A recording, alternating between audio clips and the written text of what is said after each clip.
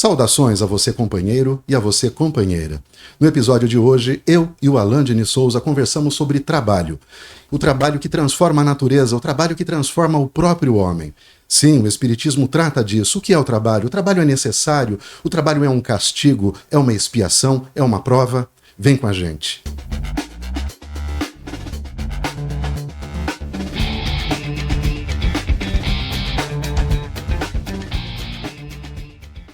Alan, o trabalho, historicamente, nunca foi bem visto. O trabalho foi tomado durante muito tempo como um castigo.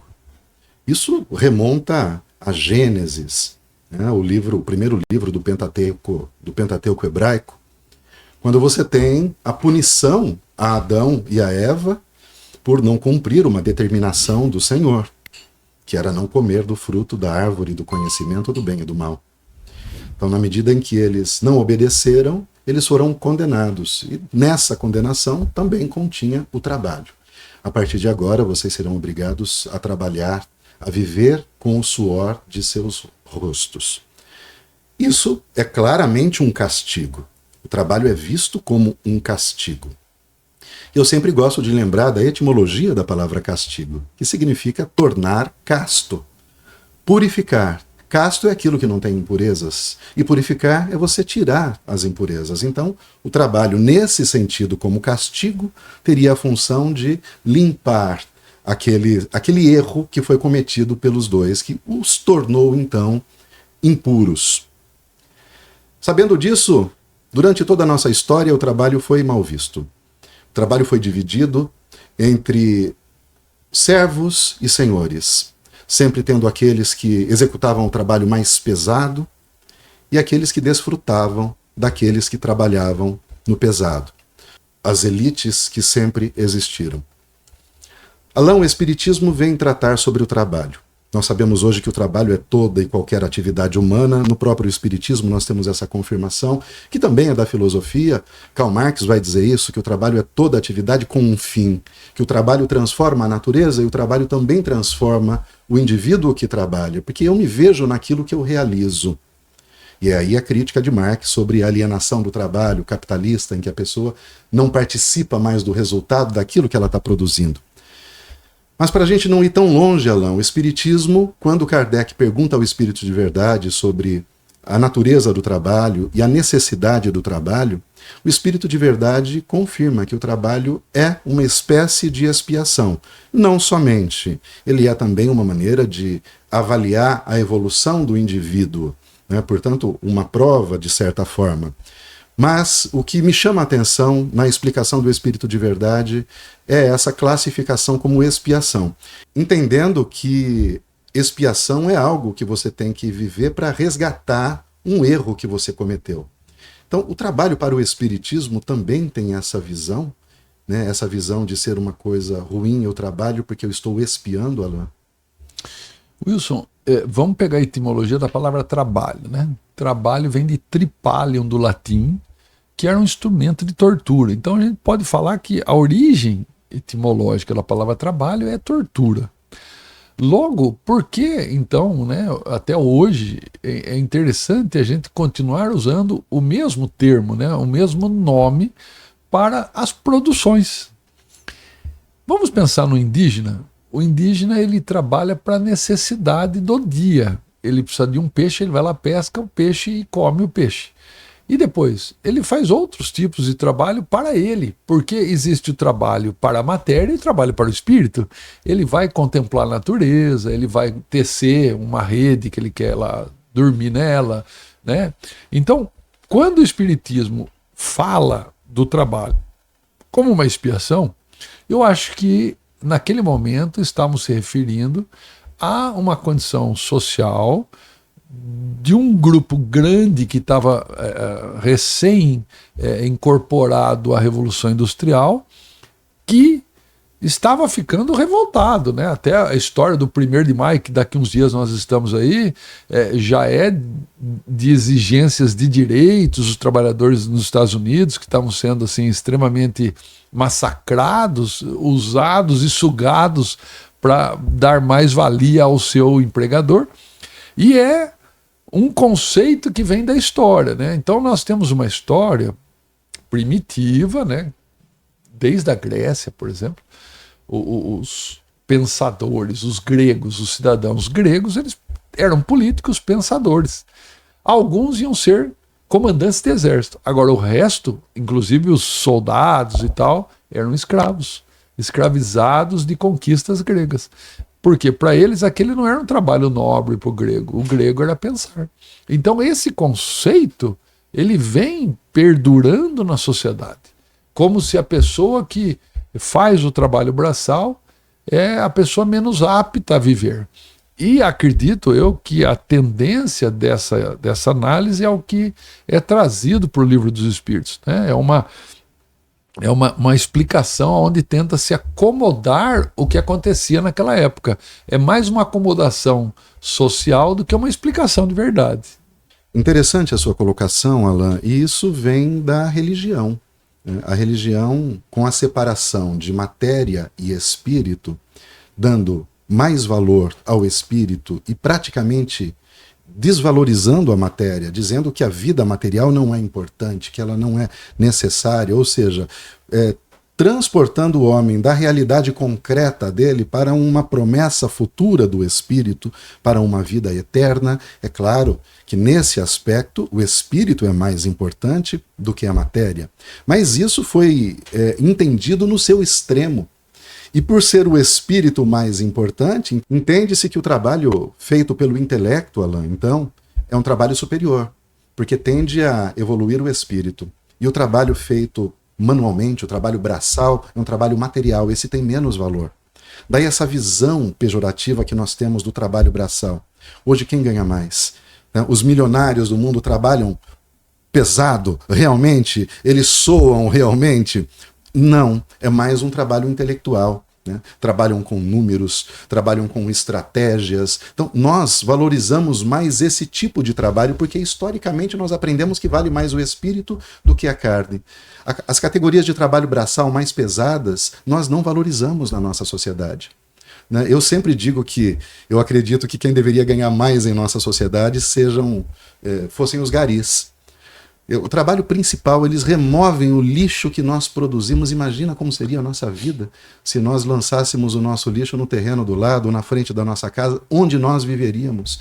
E isso desaparece miraculosamente. A gente coloca num saquinho, aquilo desaparece, dá um fim naquilo, mas tem as pessoas que realizam todo esse trabalho para a gente.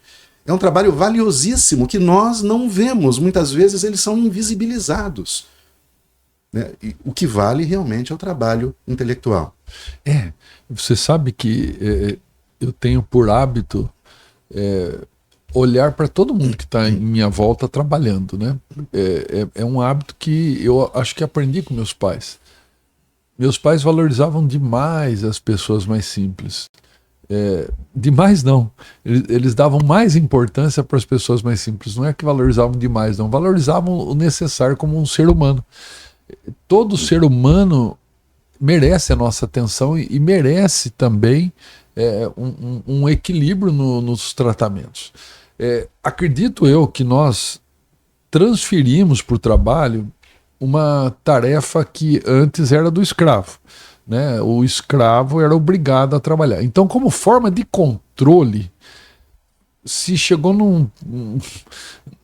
numa forma mais sutil de controle, porque em vez de eu ter que contratar feitores para ficar batendo no escravo para produzir, eu dei para eles uma cenourinha. Falei, se você trabalhar o mês inteiro do jeito que eu estou pedindo, você ganha uma cenourinha no final do mês. E é interessante, Alain, o que você está dizendo sobre a cenourinha, porque é de Smith, né, que defende o liberalismo, a ideia do salário mínimo.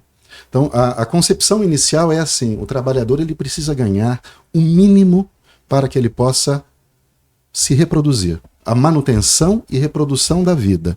É só isso. Mas com o objetivo de manter a força de trabalho, para que ele possa ter filhos que também serão trabalhadores. Então ele só tem que viver, ele precisa continuar vivendo, então ele precisa comer, ele precisa morar e ele precisa procriar. Essa é a ideia. Então, o que você colocou está perfeito, eu entendi, porque é o mesmo que o servo, é o mesmo que o escravizado, porque você dava comida para o escravizado, mas você dava uma porção de comida suficiente para que ele sobrevivesse, e só aquilo. O trabalho, ainda hoje, 2025, ele é uma extensão da escravização. Um grande número dos trabalhadores assalariados hoje são, na realidade, escravizados, porque eles trabalham para sobrevivência, eles trabalham para se alimentar, para ter um cantinho para morar, e é para isso. Não dá para pensar num lazer, numa distração, no investir numa leitura, numa contemplação da vida. Não dá nem tempo. A pessoa, ela entra num círculo vicioso de trabalho. Eu lembro meu pai, há muitos anos atrás, eu ganhava já um pouco mais que ele, algumas vezes mais do que ele, e meu pai sempre teve a vida simples, mas sempre tudo certinho. E eu cheguei para ele e falei: pai, eu trabalho, ganho bem mais do que o senhor, mas por que eu não consigo equilibrar minhas contas? Ele falou: simples, os seus gastos são maiores do que o seu ganho. Você entrou numa ilusão que você tem que ter um carro, sua mulher tem que ter um carro, que você tem que ter telefone, sua mulher tem que ter telefone, você tem que ter plano de saúde, você tem que ter isso, você tem que ter aquilo, seguro. Não. Eu não tenho nada disso. Meu pai nunca teve carro, por exemplo. Então ele se adaptou à vida real dele e levou a vida do jeito que ele escolheu levar a vida. Assim, ele simples, sim, mas dentro da possibilidade dele. Mas na possibilidade dele, ele era muito leitor, ele era um contemplador da natureza, ele se preocupava com as pessoas, ele tinha tempo para pensar. E ele usava esse tempo bem usado. Ele teve várias atitudes sociais, políticas, pensando no coletivo. Não era egoísta. Eu, muitas vezes, me vi anos da minha vida sendo dedicados a trabalhos extremamente exaustivos, com jornadas extenuantes, compridas, assim, que acordar trabalhando e dormir pensando no trabalho, e assim, para chegar onde? Para chegar onde? Então, veja que nós, na atualidade, criamos uma necessidade de consumo maior do que a gente precisa. E, logicamente, isso é uma venda da propaganda para incentivar o nosso consumo. Nós somos uma sociedade de consumo. E essa sociedade de consumo faz escravizar o trabalhador para cada vez produzir mais para poder consumir mais.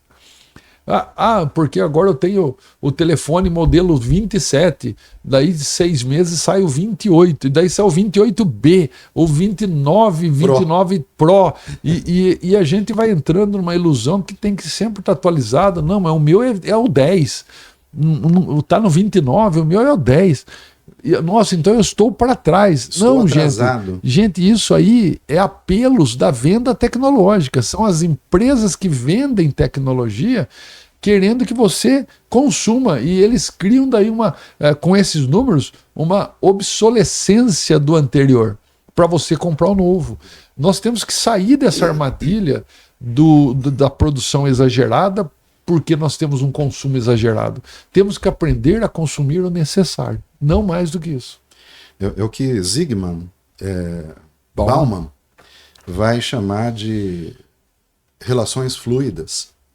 O consumo hoje em nossa sociedade, segundo Bauman, é uma forma de estabelecer a nossa identidade. Quer dizer, a identidade do indivíduo é determinado por aquilo que ele compra, pela capacidade que ele tem de participar desse mercado de compra e de venda. Se eu não participo, eu não faço parte dessa sociedade. Para viver nessa sociedade, então a minha identidade nessa sociedade depende da minha capacidade de compra e de venda. Isso que me torna um ser existente, visto pelas outras pessoas. Então, o que eu compro, né, as marcas que eu uso, isso formam a minha identidade, segundo o Bauman. E, na verdade, não é isso. Você acabou de dar o exemplo do seu pai, um exemplo que todos deveríamos seguir. Sim, né? viver uma vida dentro da realidade e aproveitar o que é necessário. Veja que o trabalho, ele não é uma atividade humana. Os animais trabalham. Todos, quando um leão está caçando, ele está trabalhando. Sim. Você tem até a divisão do trabalho no mundo animal. Você tem as abelhas. Tem uma divisão de trabalho muito bem organizada. Você tem a rainha, você tem o zangão que cuida da proteção, você tem as operárias que vão buscar néctar para produzir e alimentar os filhotes. Cada um responsável por uma parte daquela do funcionamento daquela pequena sociedade das abelhas. As formigas, muito semelhante também. Mas o trabalho delas não tem um objetivo. Eles trabalham por instinto. Simplesmente nascem e sabem que precisam sobreviver e trabalham. Nós temos o exemplo também do homem na antiguidade, na pré-história, né, quando o homem ainda era nômade. O homem também, ele se deslocava em pequenos grupos e naqueles grupos, naqueles locais onde eles se fixavam, eles ali coletavam os alimentos que ele tinha, eles bebiam água. Quando acabavam os alimentos daquele lugar, eles se dirigiam para um outro lugar. Mas esse é um trabalho igual ao trabalho do animal. Para Karl Marx, por exemplo, que se debruça sobre a categoria trabalho, o trabalho humano é um trabalho que tem um objetivo. Tudo que eu faço que tenha um objetivo. Então o trabalho ele é racionalizado. Então o trabalho eleva o homem nesse sentido. Por isso que não só o trabalho braçal é trabalho, o trabalho intelectual também é um trabalho. Mas a gente, dessa forma, expande a nossa visão de trabalho, para além do trabalho que só permite que nós possamos manter a nossa vida. Você falou sobre o seu pai, ele certamente encontrava tempo para cuidar das questões coletivas, para participar de questões sociais, né, positivamente. Nós não encontramos tempo para isso, porque a gente fica preocupado em resolver o problema dentro do nosso castelo, do nosso reinado, que são as 4 paredes do apartamento ou da casa onde nós moramos. Ali é o nosso reino, né? A gente entra dentro dos portões do nosso reino, nós fechamos as portas, ligamos o ar-condicionado e estamos num mundo separado. Voltando à pergunta 676 em diante, que versam sobre o trabalho no Livro dos Espíritos, você fez a colocação de que na resposta, o Espírito de Verdade coloca que nós... Como que foi a fala? Que o trabalho é uma expiação. Uma expiação. Ela pode ser uma expiação. O trabalho pode ser. Como a vida do dia a dia também pode. Acredito eu que qualquer coisa que a gente venha fazer no mundo pode ser uma expiação mediante acontecimentos do passado, que a gente expie coisas que a gente precisa expiar. Acho que a espiritualidade aproveita aonde nós nos colocamos no mundo para nos ajudar a possibilitar as expiações e as provas necessárias à evolução do meu espírito. Mas não pode ser ao contrário. Não é que todo trabalho é expiação. Eu entendo, como lá no início eu coloquei a expiação como um castigo no sentido de tornar casto, no sentido de purificar. Eu compreendo completamente. Eu acho que realmente o trabalho nos purifica. Pelo trabalho eu aprendo, pelo trabalho eu sou obrigado a conviver com pessoas diferentes, resolver problemas complexos muitas vezes, usar o intelecto, usar a força física. Então eu acho que realmente o trabalho é pra gente uma maneira de purificação. Mas a visão que isso gera na sociedade, essa visão é que eu sou contrário. Essa visão de negativo, de castigo, né? É a visão daquele homem que chega à noite em casa, cansado, suado, sujo, de um trabalho pesado, né? Que o filho dele vê aquela figura cansada, alquebrada, e o pai fala, é isso mesmo, o pobre tem que trabalhar. Quanto mais a gente trabalha, mais pobre a gente fica. Né? São essas visões de que o trabalho é um castigo mesmo que a pessoa tem que viver. Mas vamos lá, eu posso trabalhar naquilo que eu gosto. Nem todo mundo. Alguns de nós pode. Eu posso entender o que eu gosto de fazer e trabalhar naquilo que eu gosto de fazer e não chegar no final do dia tão esgotado. Até eu acho que é Clóvis de Barros Filho que brinca que a happy hour, né, que é tão conhecida e falada, é a melhor hora. Qual que é? É a hora depois do trabalho. Acabou o trabalho. Acabou o trabalho, então agora eu vou ser feliz. Happy hour, eu vou ser feliz. Percebe a visão? Não dá para ser feliz trabalhando. Não dá para ser feliz. Mas essa visão tem que ser mudada. Né? Não só individualmente, mas coletivamente. Né? Nós temos que fazer dos ambientes de trabalho ambientes melhores para trabalhar. Não é que tem que ser feliz, mas tem que se dar condições humanas de trabalho. Tem que começar a ter um salário que seja um mínimo, mas que seja um mínimo suficiente para a pessoa custear uma vida mínima. Uma vida digna, pelo digna, menos, mas não R$1.500 não dá para uma família ter dignidade com um salário desse, não dá nos custos atuais das coisas. Então a gente precisa se rever como sociedade para a gente poder rever as relações com o trabalho. Eu acho que existem muitas coisas a serem mudadas para poder um dia a gente até falar que o trabalho espia. Um dia. Hoje não. Hoje, para muita gente, o trabalho é castigo, não é expiação. É castigo. É uma mudança da escravização. Em vez de eu ser escravizado, trabalhar pela comida, eu trabalho por um dinheiro que mal dá para comprar comida. Às vezes era melhor ser escravizado, porque pelo menos a comida e o teto estava garantido. Eu não tinha que ficar lutando para comprar aquilo, né? Então, veja, nós fomos levados a uma ilusão coletiva que trabalhando eu consigo ter liberdade, ser livre para escolher as coisas. E não é. Não é, porque eu tenho que pegar o que eu ganho e adaptar na minha vida ao que eu ganho. Então vou ter que comprar a pior marca de todas, a mais popular, a que vem com os mais defeitinhos. Vai ter, porque é o que o seu dinheiro dá para comprar. Mas eu não posso almejar querer uma coisa melhor? Pode, mas tem que trabalhar mais. Quer dizer, que ilusão é essa? É uma ilusão coletiva. Fora os iludidos, por exemplo, que ilusão vão... coletiva, isso é interessante. Fora os iludidos que vão trabalhar em outros países, falando, não, lá eu vou ganhar dinheiro. Trabalha dia e noite. Mas trabalha dia, noite e madrugada, escravizado também. Não gasta, porque lá não tem onde ele gastar o dinheiro, ele tem que sobreviver. E depois de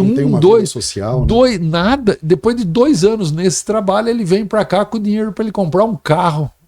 Olha que empreitada boa, né? Então, tem alguns que saem dessa bolha e conseguem sucesso? Tem também, as exceções existem para tudo. Mas, no geral, não. Teve uma época que o pessoal ia para o Japão também, os descendentes japoneses. Escravização. Alan, todo final de ano tem a Mega Sena acumulada. E uma vez eu vi uma reportagem. Uma vez não, eu já vi várias vezes e prestei atenção no que acontece. O repórter passa na fila da Mega Sena e pergunta para a pessoa, né, o que você faria se você ganhasse na Mega Sena? Ninguém diz que vai trabalhar. Todo mundo diz que vai parar de trabalhar. Perceba? Então, a ideia de trabalho é uma ideia ruim. E é essa ideia que eu sou contra, que eu particularmente, eu tenho uma neta, e eu não quero ensinar a minha neta que o trabalho é uma coisa ruim, que é uma coisa sofrida, mas que é uma coisa que vai transformá-la, que vai fazê-la melhor, que vai permitir que ela se expresse, que ela se realize como ser humano, porque o ser humano se realiza pelo trabalho dele. Eu vou lá, eu pego umas madeiras, um serrote, um martelo, uns pregos, eu faço uma cadeira, eu olho para aquela cadeira e falo, poxa vida, eu fiz aquela cadeira, tem um pouco de mim naquela cadeira, eu sou um homem que agora fiz a minha cadeira e eu tenho a minha cadeira, eu não sou mais o mesmo homem que eu era. Depois que eu partir, o meu filho, o meu neto vai olhar para aquela cadeira, foi meu pai quem fez aquela cadeira. Nós registramos a nossa presença no mundo pelo nosso trabalho.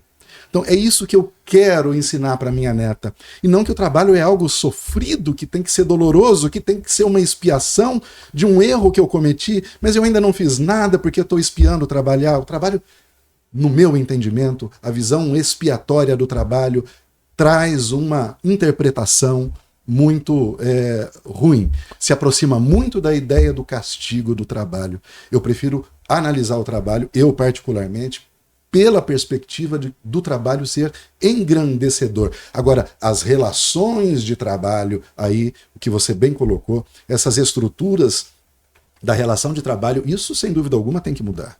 A nossa sociedade, as riquezas são produzidas como era na antiguidade pelos servos. Só que esses servos, esses escravos que somos nós, não somos responsabilidades dos nossos senhores, porque ainda na escravidão, como você disse, né, a responsabilidade da manutenção da vida daqueles trabalhadores era dos senhores. Nós não temos nem isso, porque nós precisamos cuidar da nossa própria vida, e quando nós não conseguimos, quando alguns de nós não conseguem, eles são apontados e dizendo que são incompetentes, ou que são vagabundos, ou que não foram capazes de se manter, quando eles tropeçam no meio do caminho, né? Mas talvez, Wilson, essa ideia do trabalho como castigo, talvez não. Vivíamos até e vivemos ainda de uma certa forma em teocracias, né? A ideia da igreja estar junto com o poder. Então, essa é uma fala para conter os trabalhadores no trabalho, produzindo. É um castigo, você está merecendo, você deve passar por isso e aceite. Isso vai te deixar com Deus com os olhos melhores para você, porque você está aceitando o seu castigo. Aceite o seu castigo. É mais uma forma aliada da igreja para conter a população produtora. Para controlar, né, as pessoas e manter, né, as coisas como elas são. Do jeito que elas são, né? As mesmas elites dominando, sendo beneficiadas, e a grande massa, na economia do 1%, que diz, né? 1% das pessoas no mundo tem o equivalente a 50% de toda a riqueza do mundo. Imagine, 99% vive com outros 50%. É assustador, né? Assustador 1% ter 50% de toda a riqueza que o mundo produz. Tem o sistema, tem alguma coisa nessa estrutura que não está certa. Mas tem no mundo, né? É uma história, é histórica, é uma estrutura histórica, né? Exato. Então é difícil de mudar. Não é de um dia para a noite. Mas isso não faz com que eu tenha que aceitar que seja assim. A ideia da filosofia é exatamente essa. É você desconstruir, não naturalizar as coisas. Mas por que assim? Porque sempre foi assim, mas não significa que deva continuar sendo assim. Não tem uma forma melhor de fazer? Não dá para fazer de outro jeito? Será que pessoas diferentes nessas... Se essas elites fossem compostas por pessoas moralmente evoluídas, será que essa realidade não ia se transformar? Ainda que gradativamente, mas não ia? Porque do jeito que está, eu não vejo perspectiva de melhora, né? Sim. Mas acho que, para a gente até... E pensando em encerrar essa conversa, né, para não nos alongar, porque daria para derivar para várias outras frentes, sem dúvida, voltando ao que o Espiritismo apregoa lá no Livro dos Espíritos, nós temos que rever esse conceito, né? O trabalho pode nos dignificar, como o estudo pode nos dignificar, como a vida toda que eu leve pode me dignificar, e para isso eu preciso buscar fazer o melhor que eu estou, na onde eu estou ali. Eu tenho que ser uma ferramenta divina de implantação de amor na Terra, seja onde eu estiver. Então, se eu sou o empregador, que eu olhe para o meu trabalhador com olhares mais amorosos, mais cristãos de verdade. Se eu sou um trabalhador, não devo aceitar as coisas por aceitar. Eu devo exigir algumas outras coisas. Infelizmente, criou-se hoje uma estrutura de muita gente precisando de trabalho e quem está empregado trabalha com medo. Então, ao ele pensar em exigir alguma coisa, ele tem medo de perder o emprego, que é a necessidade da subsistência dele. Então, um patrão que tem como funcionário essa relação de medo, ele é um escravagista tal qual era o senhor de escravo. Porque ele quer aquele poder do chicote na mão dele. Trabalhe que senão te manda embora. Né? Então ele bate de outra maneira, mas bate ainda. Que a gente consiga romper com esses modelos. E nós que nos dizemos espíritas, nós temos que entender que o conceito cristão do trabalho não é o conceito que o espiritismo deve adotar. Porque esse é um conceito histórico trazido pelo cristianismo em milhares de anos, colocando o trabalhador submisso a quem o emprega, e a gente não deve ser submisso. Todos os seres humanos têm o mesmo valor. Nós todos somos participantes de uma sociedade.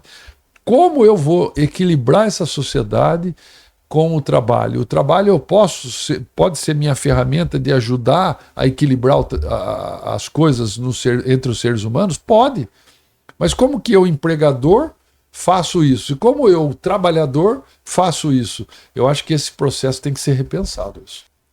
Alan, o nosso objetivo, eu acredito que é sempre lançar um olhar crítico sobre temas que são polêmicos, né, dentro daquilo que aprendemos na doutrina espírita. Eu, particularmente, reitero que não adoto a visão do trabalho como sendo uma expiação. Eu vejo o trabalho como uma prova. Uma prova, sim, da minha capacidade de realização. Porque na medida que eu realizo um trabalho muito bem, eu quero realizar outro ainda maior.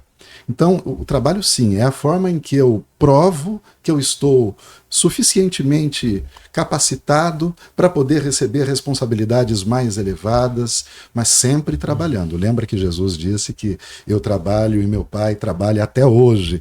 Então, o trabalho faz parte da natureza da criação de Deus.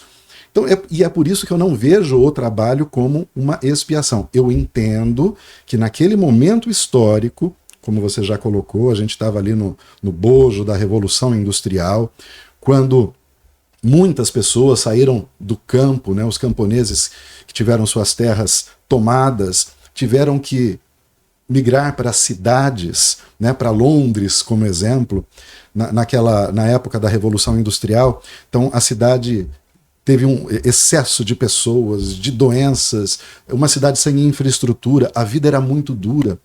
As fábricas, as jornadas eram de até 16 horas nas fábricas. As fábricas começaram a contratar as mulheres para pagar metade do que pagavam aos homens. Havia um desemprego, então, dos homens, que sempre foram aqueles que trabalharam no campo. As fábricas tiravam crianças de 6 anos dos orfanatos para levar para trabalhar. Crianças morriam com muita frequência, porque elas eram pequenas, era destinada a elas a entrar em lugares que os adultos não conseguiam entrar. Frequentemente elas morriam em acidentes graves. Então, naquele momento histórico, quando um espírito de verdade vai dizer que o trabalho é uma expiação, talvez para aquele momento histórico, naquele momento fosse. Mas eu não consigo olhar para o trabalho de uma forma geral como sendo a base da criação, como sendo a natureza do próprio Criador, como Jesus disse, né? O meu Pai trabalha. Se assim fosse, a gente vai entender que Deus também expia, né? Ou que Jesus dizendo eu trabalho e meu Pai trabalha até hoje, quer dizer, eu também estou expiando, e como sabemos, Jesus não tinha mais nada a expiar. É um espírito que já alcançou o grau máximo na evolução dos espíritos, até onde nós conhecemos. Então pode ser que alguns trabalhem por prova, alguns trabalhem por expiação. Pode ser. E pode ser que alguns trabalhem nem por prova nem por expiação, por necessidade. Como pode ser que alguns trabalhem, como os animais, né? Trabalhem porque é melhor do que ficar parado. Eu trabalho para manter a minha atividade mental em dia. Então tem vários motivos que nos levam a trabalhar. Alguns por prova, outros por expiação, outros por necessidade pessoal, outros por engrandecimento do seu ser. Resta saber o que cada um de nós está fazendo com o trabalho, né? Para que serve meu trabalho? Meu trabalho está me engrandecendo? Está permitindo que eu seja maior do que eu fui ontem? Né? Que eu cresça realmente como pessoa? Se eu estou atrás só do dinheiro, não estou num lugar legal. E isso vai fazer com que lá no final da nossa história a gente pense, né? Trabalhei demais. Aliás, tem um livro, né? Os 5 Arrependimentos Antes da Morte, que ela diz exatamente isso. Uma enfermeira, eu esqueci o nome dela agora, eu acho que é Brown, o sobrenome dela, mas ela escreve esse livro, é uma enfermeira especialista em tratamento paliativo, e ela vai dizer que ela vai fazer uma pesquisa ao longo de muitos anos, com muitas pessoas que ela trabalha, e ela anota coisas em comum que as pessoas dizem antes de morrerem. E essa é uma delas. Eu trabalhei demais e não fiquei com as pessoas que eu amava. Então, isso, veja, no leito de morte, você chega a essa conclusão. Nós não estamos no leito de morte, graças a Deus. Podemos rever essa questão ainda, né? Mas nós somos espíritos imortais, então nós temos que aprender para um dia criar uma sociedade mais equilibrada, mais humanizada, onde todos possam ter tempo para a sua evolução, né? Talvez nós vamos descobrir um dia que os indígenas estavam certos desde sempre e nós nos iludimos em ter mais do que o indígena tinha, em viver com mais que o indígena vivia, desnecessariamente. Lembra da carta do Pero Vaz de Caminha, dizendo que ao rei, né, sobre a descoberta, a invasão do Brasil, se referindo aos habitantes daqui, dizendo que o objetivo maior da coroa seria salvar aquelas almas. Salvar do quê, né? Essa é a pergunta, salvar do quê? A ideia de civilização, né? Eles não eram uma civilização, né? A civilização é somente a Europa. Então eu vou levar o meu modo de vida para eles. Então viver como indígena era bárbaro, Era né? bárbaro. Aquilo não podia ser Aceito socialmente na cultura europeia. Então a gente tem que realmente repensar os conceitos todos da história, né? E inclusive, principalmente no comentário de hoje, o conceito do que é o trabalho. E a gente tem hoje, né, Ailton Krenak, um indígena, membro da Associação Brasileira de Letras, e é um orgulho para a gente, né, saber disso. É uma forma também de valorizar a cultura e essa modos de vida que são diferentes dos modos de vida adotados aqui. Eu lembro que nos livrinhos dele ele fala isso, que o indígena ele trabalha para a necessidade do dia, mas ele contempla a sociedade, ele contempla a natureza, ele vive para outras coisas no dia, não só para a necessidade do dia. Ele faz a necessidade do dia, mas ele faz mais no dia.